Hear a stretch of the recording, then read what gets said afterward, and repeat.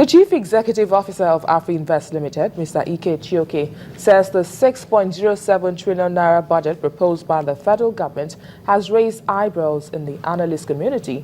In an interview with Channels Television, Mr. Chioke pointed out that the 2.2 trillion naira deficit, which needs to be funded, might pose a challenge for infrastructure funding. He is, however, optimistic that the focus on some key sectors in the economy and the provision of funds to the low-income earners will boost the country's productivity level. Capital expenditure is targeted at 1.6 trillion naira. That's about 3 times increase from the 500 billion of 2015. However, the challenge will be how the composition of these expenditure will be broken up. We don't have enough detail in the information that's been released so far, including the medium-term expenditure framework.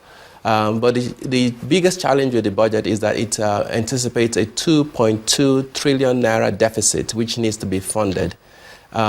So given that the capital expenditure is even less than that number, it will suppose, therefore, that any investment you're making in infrastructure is really going to be funded from borrowed funds, either domestically or internationally. There's a lot of focus in the small and medium-sized enterprises from the investment in agriculture. There's a lot of focus in transportation and in power, and particularly the Ministry of Works has a lot of allocation.